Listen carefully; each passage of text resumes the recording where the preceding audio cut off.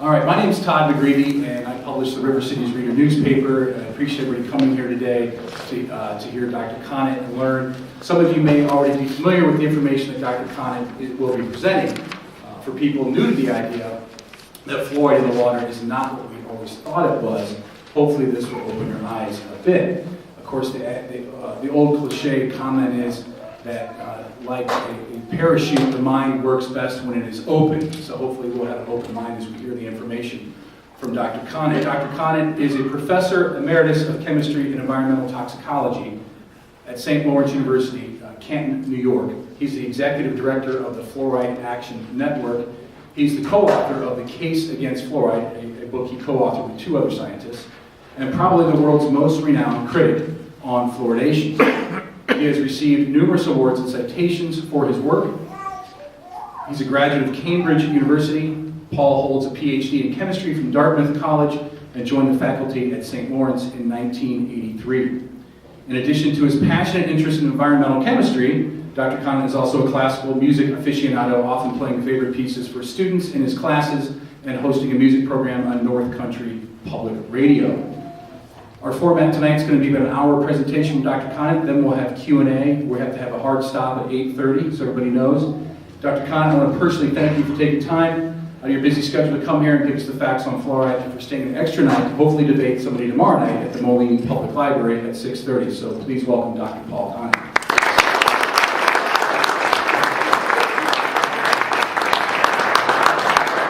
Thank you, Todd, and thank you all for coming. You know, I'm a very privileged person. Over the last, going into my 28th year now of fighting incineration for 27 years, and for 16 years fighting fluoridation. That's taken me to 49 states in the United States, 7 provinces in Canada, and 56 other countries. And the reason I'm privileged is the people like yourselves who come to these meetings. I would say that the vast majority of you who are here tonight have not come here to make money. You've not come here to gain power in any way. You are here because you're concerned about your own health, about your children's health, and the future of your community. And that makes you very special people in the billions of people that inhabit this planet. So thank you very much for coming, and thank you for being who you are. Now, I've been researching this issue for 16 years. I didn't want it. My wife persuaded me to get involved 16 years ago. I told her on the way to the council meeting in Canton, New York, that this was going to be easy. When the council heard what I had to say, there's no way. What I read that afternoon, there was no way they were going to continue this. Well, it took us 7.5 years to get out of Canton, New York. This has not been easy. It's extremely difficult. Now, I want to explain these 2 evenings. This evening, I'm going to give you the science. I'm going to add a little bit of common sense too, but I want to arm you. I want you to feel that if you absorb this information, you are not going to be embarrassed. You're not going to find yourself in a situation where someone says to you, you're talking nonsense. And if they should say that to you, then say, please debate Dr. Connett. He's prepared to come back and debate you. But the second evening, tomorrow evening, if there's a debate, they usually refuse to debate. Very, very rarely do I get a debate with a pro-fluoridation person. I think I've had 6 debates in 16 years. Formal debates with a promoter of fluoridation. So tomorrow is different. Tomorrow I shall be dealing with the spin. And I will be dealing with, in a rational world, what I have to say should persuade the council, your councils of your 4 cities, to stop fluoridation. And as far as the state of Illinois is concerned, to lift mandatory fluoridation. If it was a rational process. If what we were dealing with is people that believed in science, believed in truth, and had some respect for common sense, we would win easily. And this wouldn't be going on after 60 years. No, we are against power. And what will happen, I predict what will happen, is as this issue becomes more prominent in the area, and your councils are forced to act, then you will see an avalanche of local dentists rounded up by the dental associations to intimidate the councillors. They will have 20 or 30 dentists there, they'll have the dental students in their uniforms, they'll have pediatricians there, they'll probably have a couple of state officials assuring the council that this is the best thing since sliced bread. If they stop fluoridation, it's going to ruin the health of children for years to come. It's particularly pernicious for poor children. All of this will be there to intimidate these councillors. So we can't beat it with information.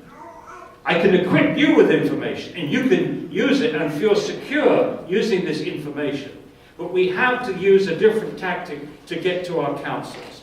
And so what I should be doing tomorrow, if we don't have a debate, is to share with you, first of all, analysing the spin, the tactics that they use, the lousy science that they use, and also coming up with a list of questions. A list of questions that the council can ask these white coats. And when the council sees that these white coats cannot answer those questions, really basic questions, it will undermine the authority of the posse of white coats. So that's tomorrow's strategy. I hope you can come to that meeting as well. Well, after 14 years, with two other scientists, as Todd mentioned, we published this book, The Case Against Fluoride, and we had hoped, seriously, that this would raise the level of debate. It contains 80 pages of references. Every single argument, every single fact that we produce in that book is documented with the scientific literature. It's understated, not overstated, and we hoped that the opponents would respond in kind. But after 2 years, there has been no scientific response to this book. They've used their usual tactic of ignoring anything which doesn't fit into their mantra that fluoridation is safe and effective. But having ignored this book, which is scientific from beginning to end, they still have the audacity to say that the opponents of fluoridation are anti-science, Looney Tunes, and so on. And of course, they continue to refuse to debate. So let me go through the basic arguments. Here's not all the arguments. There are many arguments, but here are 12 of them. Number one, fluoride is not a nutrient. There's not one single biochemical process inside the body that requires fluoride. Nothing. There's nothing going on in our body that needs fluoride. Nothing. Nada. On the other hand, there are many biochemical processes which are harmed by fluoride. It inhibits enzymes, it interferes with hydrogen bonding, it interferes with G proteins. Don't worry about the technical language. It harms. It's a nasty substance. And the first opponents of fluoridation in the US were not the John Birch Society, but were biochemists, particularly biochemists in Wisconsin, who opposed fluoridation because they had used fluoride in their laboratories to inhibit poison enzymes. Two, the level of fluoride added to water, which they like to say is very, very small. They say things like 1 part per million is 1 drop in a bathtub. 1 part per million is 1 cent in $10,000. 1 inch in 16 miles. And all of this is meant to impress the ordinary person that 1 part per million is very small. Well, that is ridiculous. In toxicology, 1 part per million is 1,000,000 times too much if you're talking about dioxin. And 1 part per million is 100 times the safe drinking water standard for arsenic. So whether or not you should shudder or be impressed with a number depends upon what the substance is. Now in this case, we do have a measure of what nature thinks about fluoride. The level of fluoride in mother's milk is about 200 times less than we add to the water. It's 0.004 parts per million. That's the level in mother's milk. Remember what mother's milk is. The baby's first meal, the ideal package, assuming that the mother has a decent diet herself, the ideal package of nutrients that the baby needs for healthy growth. So what does nature know that the American Dental Association does not know? Who knows more about what the baby needs? A bunch of dentists in Chicago or nature that experimented with this formula for millions of years before we came along? 3, fluoridation is a very poor medical practice. I'm shocked, and I think doctors should be ashamed. Doctors in particular should be ashamed to support water fluoridation. Because once you put medicine in the water, you cannot control the dose. Tell me any other drug, prescription drug, that you can say to people, take as much as you want. It doesn't exist. And more importantly, we cannot control who gets the medicine. So this medicine goes to babies, this medicine goes to children, this medicine goes to elderly people, this medicine goes to sick people, this medicine goes to people with poor kidney function, this medicine goes to people with poor nutrition, this medicine goes to people with borderline iodine deficiency. You can't give any medicine to everybody. Ask your pharmacist if there's any drug where you don't have to worry about dose and you don't have to worry about who it goes to. If that was the case, we wouldn't need doctors. We wouldn't need doctors carefully writing out prescriptions. And incredibly, this is an incredible thing, is the Food and Drug Administration, after 60 years, has never regulated fluoride as a drug, either as a prescription drug or in the water. And its official classification today is that fluoride is an unapproved drug. So here we have an unapproved drug being given to over 200 million Americans every day in their drinking water. It's extraordinary. 4, fluoridation is unethical. It violates the individual's right to informed consent to medication. This is another reason that doctors should be ashamed. Go to the webpage of the American Medical Association and see what they say about informed consent.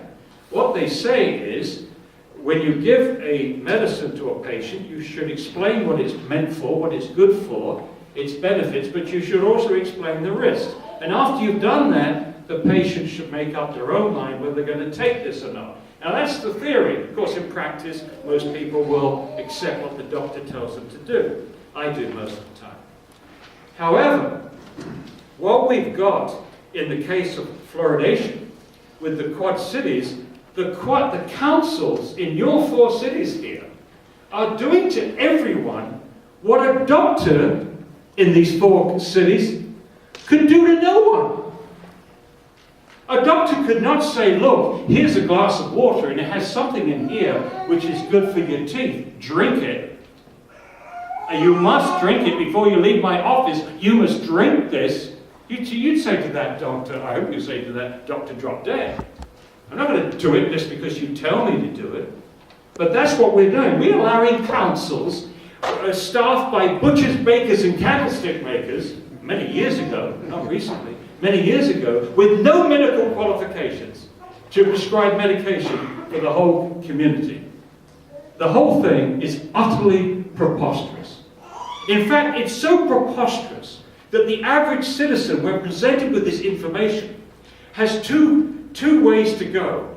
One is to assume that their wonderful government, their wonderful health departments in the federal government, state government, the local health boards, are doing something which is preposterous, or the person that's imparting this information is preposterous. Which is it? Am I the one that's preposterous making up this information? Or is it these health bodies that are telling everybody that this is safe and effective, and it doesn't matter that we're violating the individual's right to informed consent to medication? It's ineffective.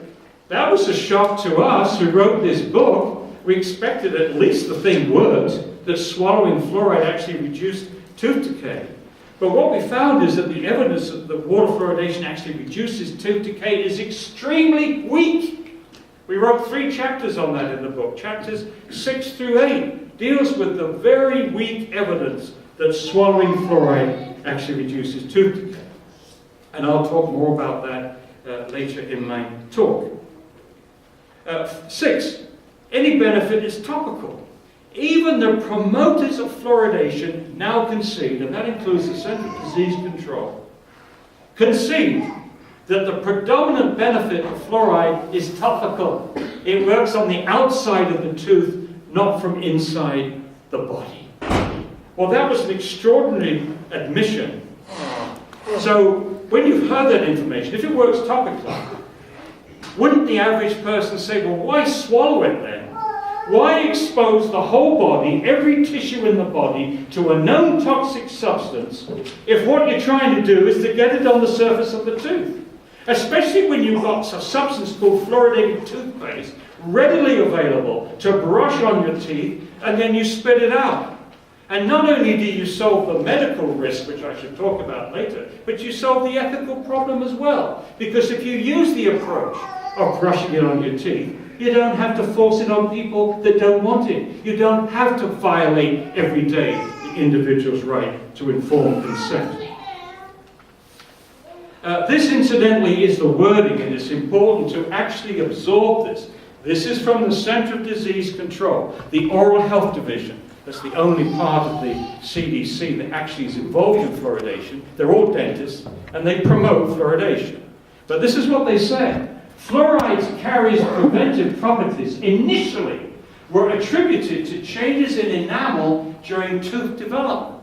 They used to think that you had to give it to the baby, give it to the pregnant woman. That's why pediatricians would give tablets to pregnant women and then give babies drops when they were born. The idea being to build up the fluoride in the enamel so that when the teeth erupted in the oral cavity, the enamel would be strengthened, it would be more resistant to the acid attack the acids made when you break down sugar.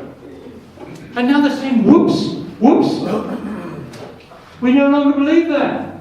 The fluoride prevents dental caries predominantly after the eruption of the teeth into the mouth, and its actions are primarily topical, not systemic, not from the swallowing. So, this is what a Nobel Prize winner said about this. He was the guy that led the successful campaign to keep fluoridation out of Sweden. You know, the United States government spent a lot of money trying to persuade European countries to fluoridate. The only country they really succeeded were two. One was England, and the other one was Ireland. Ireland has mandatory fluoridation. Unbelievable. Anyway, in pharmacology, if the effect is local, i.e. topical, it's awkward to use it in any other way than as a local treatment. I mean, this is obvious. You have the teeth there. They're available for you. Why swallow the stuff? Why drink the stuff? Well, he's only a Nobel Prize winner, so what does he know? 7. The chemicals used in fluoridation are not pharmaceutical grade. Many dentists do not believe this. They do not believe this. But they're actually derived from the air pollution control equipment of the phosphate fertilizer industry. Wet scrubbers. A spray of water captures 2 toxic gases and makes a substance called hexafluorosilicic acid. And I can go into that process if you're interested. But one of the important things about this is that in addition to the hexafluorosilicic acid, there are many contaminants, including arsenic. Almost invariably, when you measure the levels of the pollutants in this stuff, there's arsenic. Now, arsenic is a known human carcinogen, causes cancer in human beings. There's no safe level for a human carcinogen, which means inevitably, by using these industrial-grade chemicals, you are increasing the cancer rates in the United States. This is regardless, incidentally, of whether fluoride causes cancer. If there's arsenic in that stuff, it will increase the population cancer risk. And that's because they are prepared to use this cheap stuff, this industrial-grade stuff, rather than the pharmaceutical grade that we use in dental products. So, 8, our children are being overexposed to fluoride. How do we know that? How do we know that many children in the United States are getting too much fluoride? The answer is simple. 41% of American children aged 12 to 15 have some form of dental fluorosis. That's a mottling, discoloration of the enamel caused by fluoride. Hence the name, dental fluorosis. Poisoning of the teeth by fluoride. It's the first indicator, at least the first visible indicator, that the child has been overexposed to fluoride. Now, when they started fluoridation in 1945, they thought that only 10 or 15% of the children would have dental fluorosis. And that was the trade-off. Very mild dental fluorosis in about 10-15% of the kids. And now we have 41% of American children aged 12 to 15 with dental fluorosis, and not all in its very mild condition. And I shall show you pictures about this later on in my talk. So, 9. Teeth are not the only tissue impacted by fluoride. In my view, it would be a biochemical miracle if the growing tooth cells were the only developing cells in the baby's body that was impacted by fluoride. We know the mechanisms, more or less, of how the fluoride interferes with the tooth cells to cause dental fluorosis. It's inhibiting enzymes. Are those the only enzymes that are impacted? What about the bones? What about the brain and so on? It was a huge, reckless gamble to take, knowing that fluoride caused dental fluorosis, making the assumption that no other tissues would be impacted.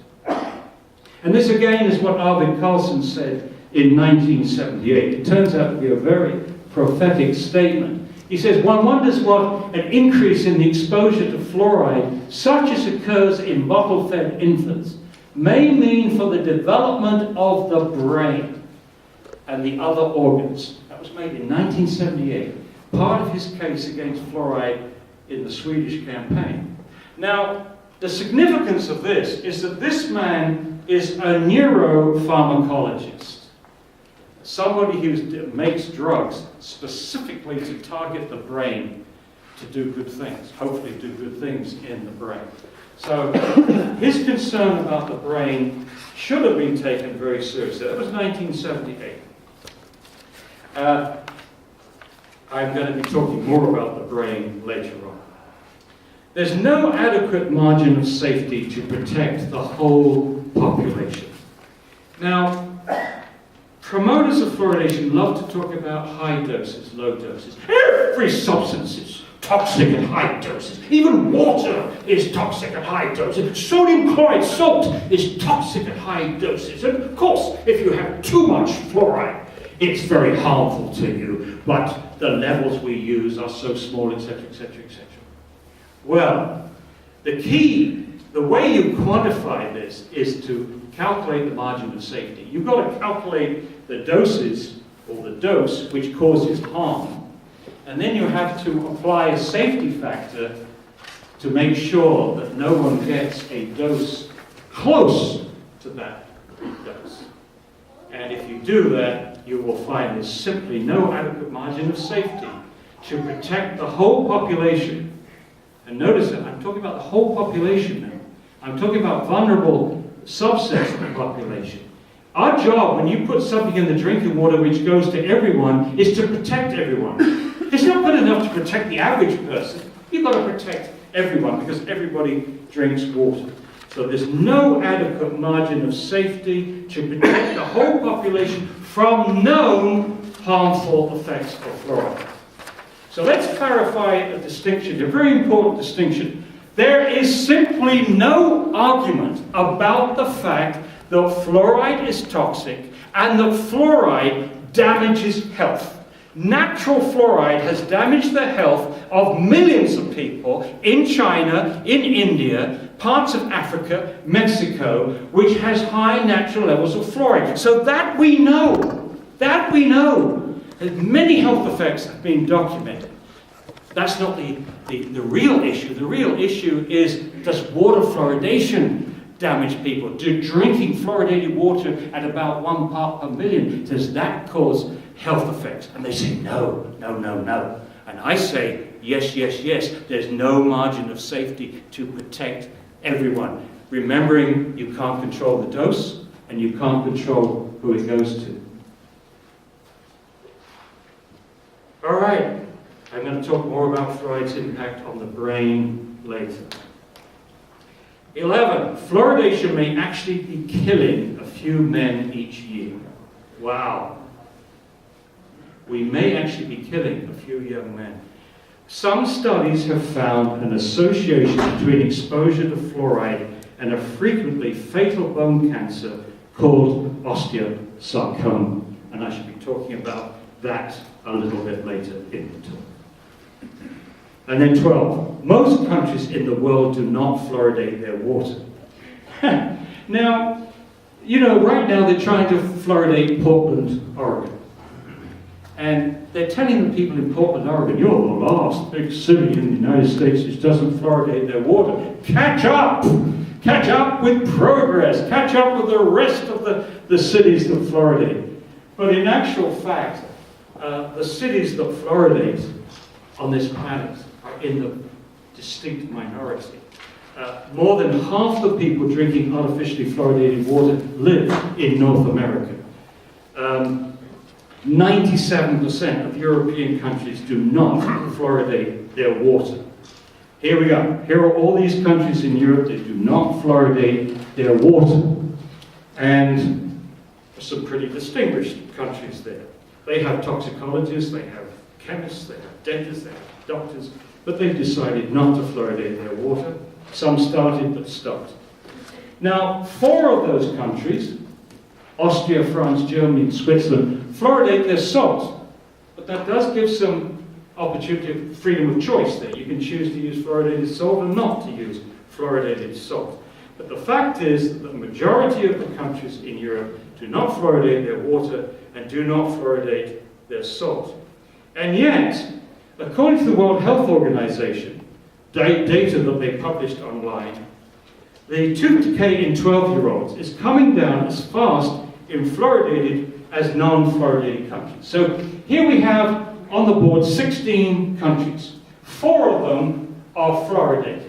One of them, the United Kingdom, has 10% of its population drinking fluoridated water, and all the rest are non-fluoridated.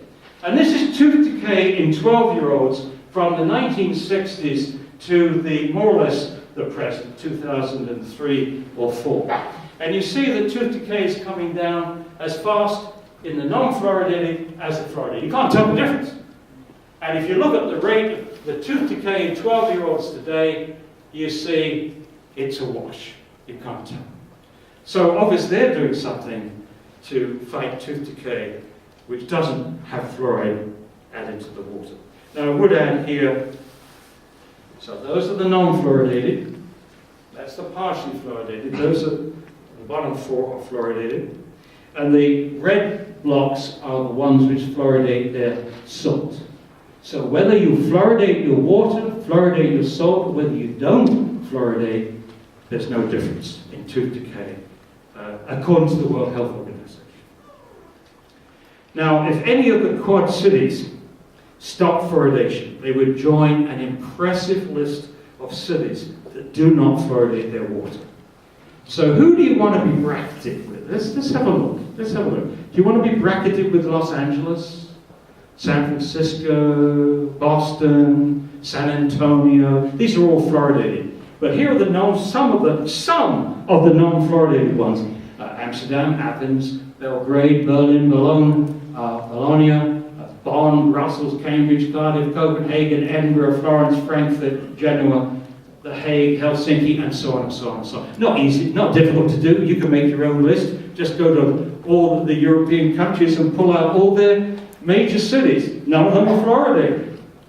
So it's ironic that towns like Portland are persuaded to fluoridate, the councillors were persuaded to fluoridate despite the most of the famous cities in the world don't do it. Now let's talk about fluoride. So now I'm going to go into more details. We've done the 12 arguments, now look at some more details. There have now been over 100 animal experiments which show that fluoride can damage the brain. And some of these studies have been done at very low doses. Again, the promoters like to say, oh, those animal studies are done at very, very high doses. Actually, it's typical. When you're trying in toxicology, typically we do high-dose animal experiments because if you want to do the low doses, you'd need thousands and thousands of animals, making the experiments prohibitive. So you jack up the doses to high levels in order to use only a few animals. However, there has been one experiment which used very low doses. Varner and co-workers from the United States included one EPA scientist and scientists at Binghamton University, SUNY Binghamton. They gave rats 1 part per million fluoride in their water. That's the same number we get. Either as aluminum fluoride or sodium fluoride. For 1 year. And after 1 year, both groups of animals had kidney damage, brain damage, a greater uptake of aluminium into the brain. By the way, it is aluminium. Sodium, potassium, rubidium, francium, magnesium, calcium, strontium, barium, etc., etc., etc. Notice that all EMs, except for aluminum. So what happened here? Answer. Alcoa made a spelling mistake in the early part of the 20th century. They produced about 20,000 pieces of paper with the misspelling aluminum, and it's stuck in America ever since. But if you're feeling really acutely embarrassed by that, I tell you the Brits got something wrong. Just one thing wrong. And that is, we talk about vitamins. And of course you talk about vitamins. And you are right, because vitamin stands for vital amines. So feel good about it. But don't get into the pronunciation of that Dutch artist that cut off his ear, because your pronunciation of that is absolutely abominable. Anyway, back to the subject here. Greater uptake of aluminum into the brain and beta amyloid deposits, which some people think is associated with Alzheimer's disease. So we might have a situation where fluoride damages the early brain with children and the elderly brain with Alzheimer's disease. No one is following up on this, by the way. No follow-up studies on it. IQ studies. As of January of this year, there have been 36 published studies from China, Iran, India, and Mexico, and the Fluoride Action Network has spent a lot of money getting a lot of these studies translated from the Chinese, because the West is completely ignorant about them. But these studies show an association between fairly modest exposure to fluoride and lowered IQ in children. One of the studies which I particularly like is by Jagan and co-workers from 2003, because I was invited by Jagan to go to these villages. Now, one village had less than 0.7 parts per million in its well water, and the other village had between 2.5 and 4.5 parts per million in their well water. And that was about the only difference that you could see in the two villages, because this is a remarkable area to do epidemiology, because everything's the same. The same housing, the same lifestyle, the same diet, the same occupations, the same schooling. The only thing that seemed to be different was the level of fluoride in their drinking water. Now, he also controlled for lead and iodine, both of which can interfere with IQ. But he found a drop of 5 to 10 IQ points across the whole age range. And you see the shift of the IQ curve over. The dark blue is the low fluoride village, and the mauve dotted line is the high fluoride village. You can see the whole IQ curve is shifted over. We'll see the significance of that shift a little bit later. Now, Jagan estimated that the threshold for lowering IQ was at 1.9 parts per million of fluoride in the water. And this is what I say. That offers no adequate margin of safety to protect all of America's children from the large range of doses and the large range of sensitivity expected in the population. And let me illustrate those one at a time. It doesn't protect against the large range of doses. Look at this. A child drinking 2 liters of water at 1 part per million, which is 1 milligram per liter, would get a higher dose of 2 milligrams per day, 2 liters of 1 milligram per liter, 2 milligrams a day, than one of those Chinese children drinking 1 liter of water at 1.9 parts per million. They would get just 1.9 milligrams per day. Now, one of the things that the promoters of fluoridation have done for over 60 years is, in a self-serving way, confuse concentration with dose. Make a big thing about being able to tightly control the concentration at the waterworks.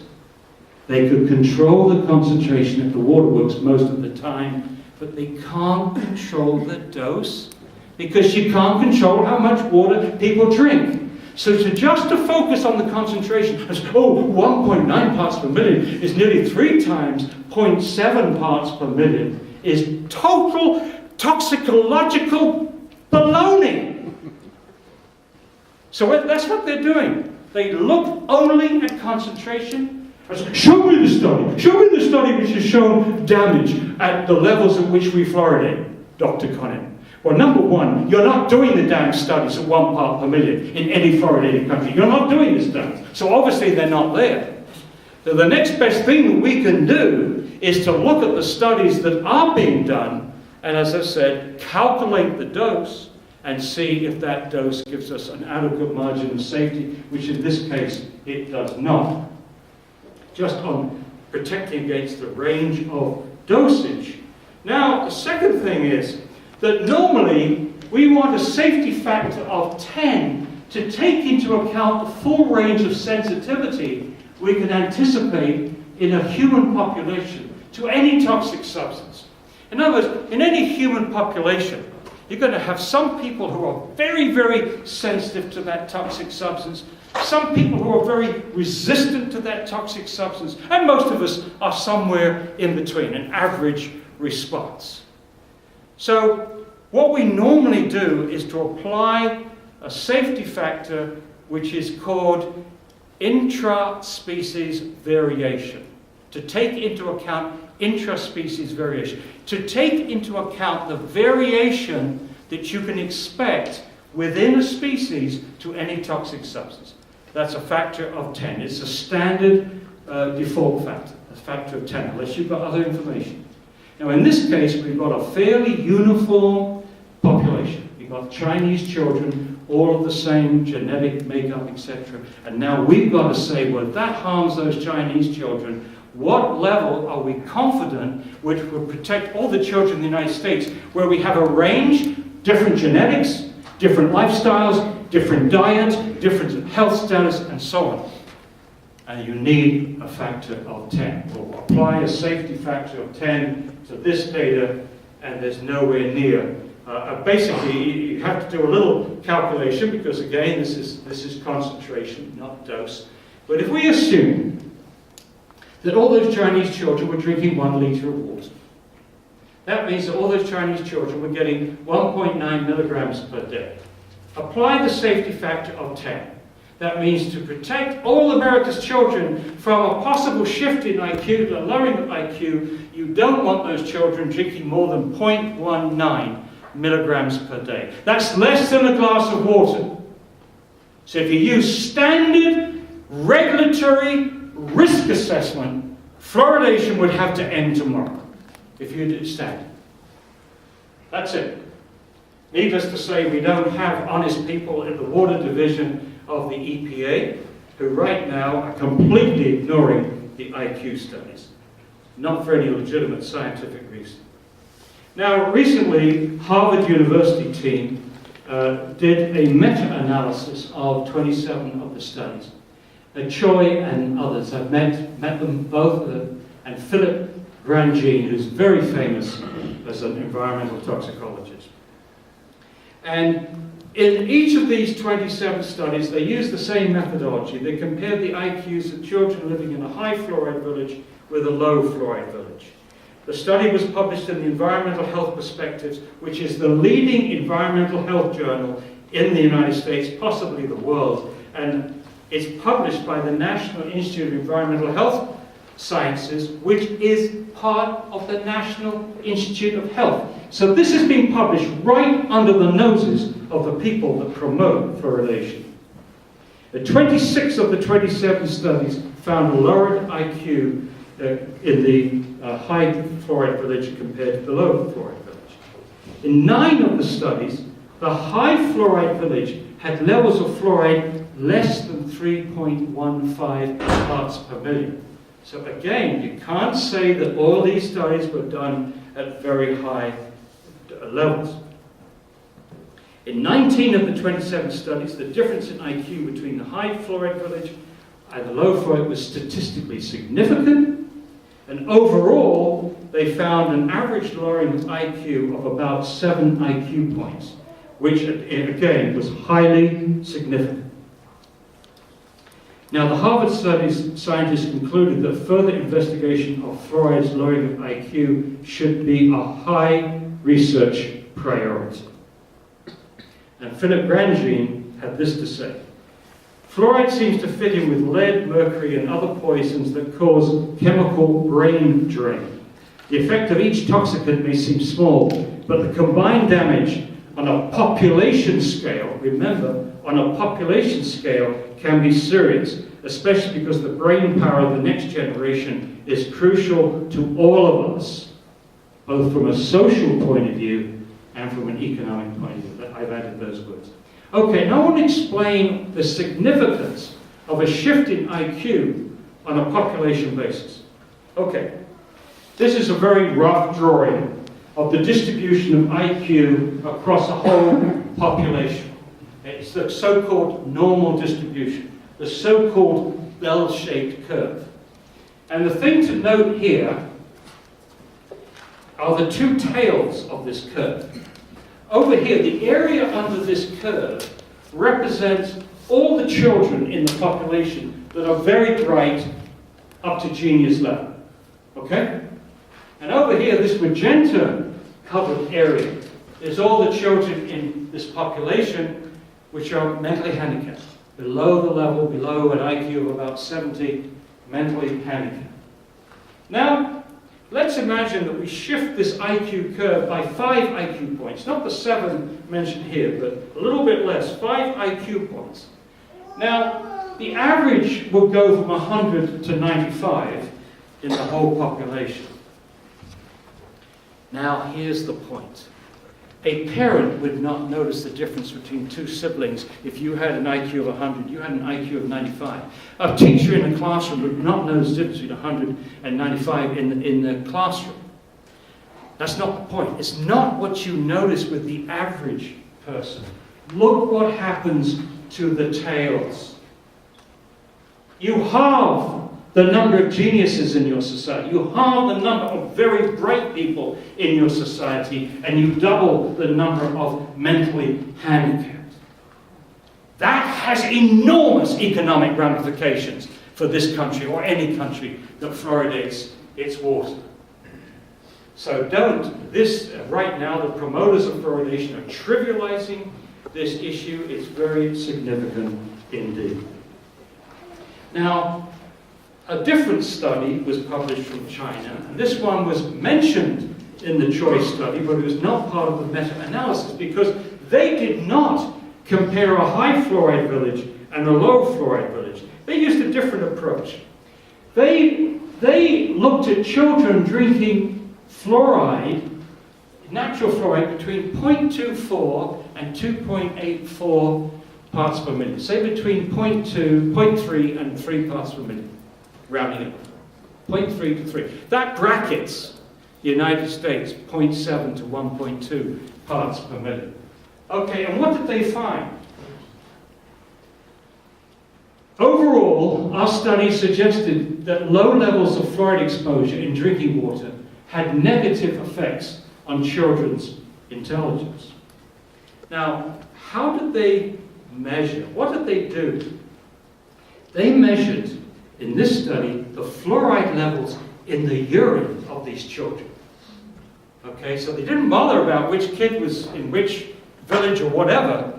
They simply measured the fluoride in the urine, which is a measure, an indirect measure of how much fluoride they are absorbing each day. Okay, so measure the fluoride in the urine. And guess what? What they found was the lower the IQ, the higher the fluoride in the urine, the lower the IQ. So here is the measurement of fluoride in the urine going up and up and up and up and up. And here is the IQ of these children. And that's all done between children drinking 0.3 and 3 parts per million. So now let's consider the weight of evidence. We have over 100 animal studies that show that fluoride damages the brain. Over 10 animal studies shows that fluoride changes animal behavior. Now, this is interesting because if you have an animal study and you see a change in behavior, you can't talk about psychological impacts of watching television or something. These animals are in control. You have this animal that's exposed, this animal that's not exposed, and you see a change in behavior. This is the beauty of animal experiments. You can control everything except the thing that you're doing, which is to add the toxic to one and not to the other.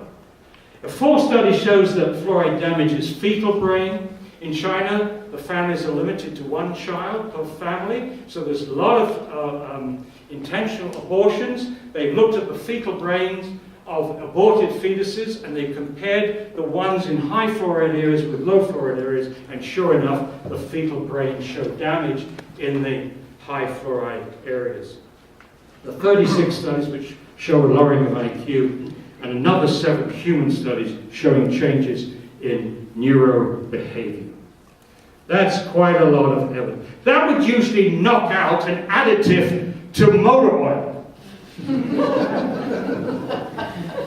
Fluoride and osteosarcoma. In 2001, Dr. Elise Bassin, a dentist, successfully defended her PhD thesis at Harvard.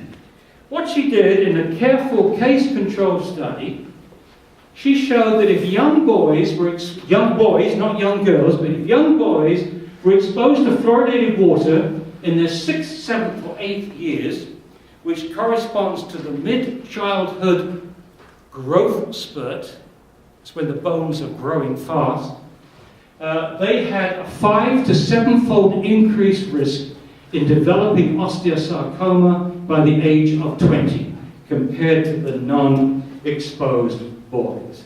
Now that was a really important finding. At that point it says water fluoridation may be killing because this is frequently fatal, osteosarcoma, frequently fatal, leads to either amputation of legs and arms or death. What happened? Between 2001, Bassin's thesis advisor, a gentleman called Professor Chester Douglas, has 3 times concealed her findings from his peers, from the National Research Council, and from the National Institute of Health. And what he's done over this period is to say, my studies show no relationship between water fluoridation and osteosarcoma, and somehow forgetting to tell the people that he's talking to that his graduate student has found the very opposite of what he's telling them. Now, Douglas promotes fluoridation and is also a consultant for Colgate that has some dog in this race. In January 2005, acting on a tip-off, my son, Michael Connett, found Bassin's thesis in the rare book section of one of the Harvard libraries. The Environmental Working Group demanded an investigation of Douglas by the NIH. NIH gives the investigation to Harvard. Harvard, after 1 year, exonerates Douglas of deliberately concealing Bassin's findings. In other words, he didn't deliberately do it. He's a befuddled, confused professor and didn't know he was not telling the public about these findings. Early Alzheimer's, is that it? Yeah, I think so. Now, Harvard won't explain their verdict. We spent fruitless months trying to get them to explain their 3-paragraph finding. Well, eventually in 2006, Bassin published her research in the May 2006 issue of the journal. Now, in contrasting Douglas's speed at telling the world about her findings, which was like a castrated camel or whatever, like a snail pace, immediately she publishes, he sends a letter into the journal saying, wait a moment, my larger study will show that her study does not hold.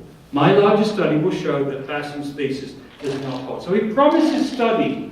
And initially, it was promised for the summer of 2006. And we waited, and it didn't get published until 2011. The publication is, for anybody who wants to look it up, it's by Kim and others. It was a lousy study. absolutely atrocious. And the methodology chosen had absolutely no way of discounting Bassin's thesis, because basically their measure of fluoride exposure was not to do what Bassin did, was to calculate for each child how much fluoride they were getting from toothpaste, water, etc., etc., etc. They measured the bone levels of fluoride at autopsy or diagnosis.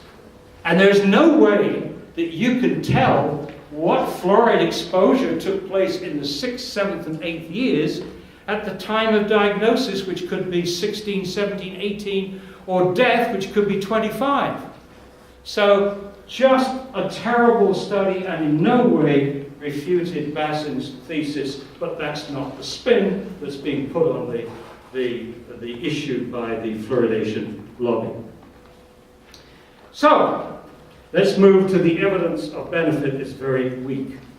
How much tooth decay would you have to say to justify lowering the IQ of America's children or risking the death of even one child from osteosarcoma? That's a good question to ask any dentist. Incredibly, the evidence of swallowing fluoride actually reduces tooth decay is very, very weak. Now, the National Institute of Dental Research, pro-fluoridation, conducted the largest survey of tooth decay ever undertaken. It cost the taxpayers millions of dollars. They examined the teeth of over 39,000 children in 84 communities. And this is what they found. For children who had always lived their lives in a fluoridated community, they had 2.8 decayed, missing, and filled surfaces of the permanent teeth. Now, as far as surfaces are concerned, the top 6 have 4 surfaces, the cutting teeth. The chewing teeth have 5. So on average, between 4 and 5 surfaces per tooth. And overall, by the time all the kids' teeth have come out, they've got 128 tooth surfaces. Now, if you look at the DMFS figures for children who lived all their lives in the non-fluoridated community, it was 3.4. You subtract 2.8 from 3.4, it's a saving of 0.6 of a tooth surface. This is what all the angst is about. This is all the millions of dollars being spent by the CDC and other agencies that promote fluoridation and will try to keep it in the water as long as they can, is all about saving 0.6 of one tooth surface. Incredible. Incredible. That's their study. It's not my study. And I should go on to say that the authors did not show that this saving of 0.6 of a tooth surface was statistically significant. Now, we should have been wiser than this. When you see a big government-funded study like this, and the authors don't produce the statistical analysis of the significance of their results, it should have been a red flag to everybody. Well, finally, last year, Kathleen Thiessen, one of the authors of the National Research Council Review, which I should be talking about in a moment, she did the statistical analysis and she found that this result was not statistically significant. So we have the same, a non-statistically significant saving of 0.6 of one tooth surface as the best that we can get from fluoridated studies. Now, this is a review by David Locker, who's since passed away. The magnitude of fluoridation's effect is not large in absolute terms, is often not statistically significant, and may not be of clinical significance. And here is a study done by Bill Osmondson. It wouldn't pass all the criteria for scientific studies, but nonetheless, it's very interesting. What Bill has done here is to put the order of the US states, all 50 of them, in terms of the percentage of the population of those states drinking fluoridated water. Okay? And then that data is from the CDC. And then he got another set of data from the the NIH, which was a national survey of children's health. And they administered questionnaires in each state. So we have 50 questionnaires here, okay? 50 separate questionnaires. And one of the questions on the questionnaire was, does your child have very good or excellent teeth? Very good or excellent teeth. And what you're now going to see is the answer yes, my child has very good or excellent teeth in low-income families. Now you'll see that the line is very noisy, but it's essentially flat. Now if there was a strong relationship between drinking fluoridated water and the quality of teeth, wouldn't you anticipate that the fewer numbers of yes would be at this point, and the greatest numbers of yes would be at this point? That's what you would expect. You would see some kind of curve running parallel to that.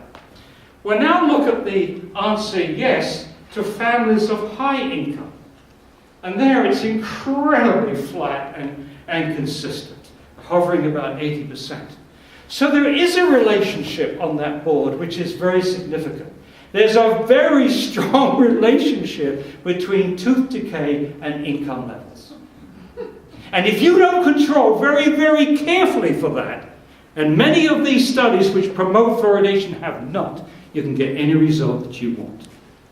Okay, and if you're interested, I can show you an example from New York State where the data was outrageously selected to support the attempt to fluoridate one county. There we have. So if there's a relationship between fluoridation and tooth decay, it's not very strong. It's certainly not as strong as the relationship between income levels. And another interesting piece of information is that certain communities over the last 10 years or so have stopped fluoridation. In former East Germany, when the two countries came together, Cuba, one community, Canada, in British Columbia, and Finland, one town stopped fluoridation. And in every one of these cases, after the cessation of fluoridation, tooth decay did not go up, which is what they anticipated. And these studies were conducted by pro-fluoridation researchers. A recent important study from Iowa. Did you know that Iowa University, whatever the university is, receives millions of dollars of US government funding to do the famous Iowa study? They're looking at kids over a lifetime to see the effects of fluoride. Well, they looked at children for 9 years. For 9 years. And what they did in the study, which had never been done before, this is a study where the co-author is Stephen Levy, who refused to debate me, which is unfortunate. But anyway, this study measured tooth decay as a function of individual fluoride exposure. They calculated for each of these children for 9 years how much fluoride they were taking into their bodies over each day for 9 years. And lo and behold, they found no relationship between tooth decay and the amount of fluoride ingested. And yet these guys still promote fluoridation. Stable evidence. Even though his own study, there's strong evidence that it doesn't work. And this is an exact quote from that paper. These findings suggest that achieving a caries-free status may have relatively little to do with fluoride intake, while fluorosis is clearly more dependent on fluoride intake. Now, I don't know, perhaps you can help me here. How can you state something like that and then continue, like Stephen Levy, to promote fluoridation? If there's no relationship between the amount of fluoride that you swallow and put into your body and tooth decay, then why do you support it? Well, I've got a simple answer. It's rather cynical.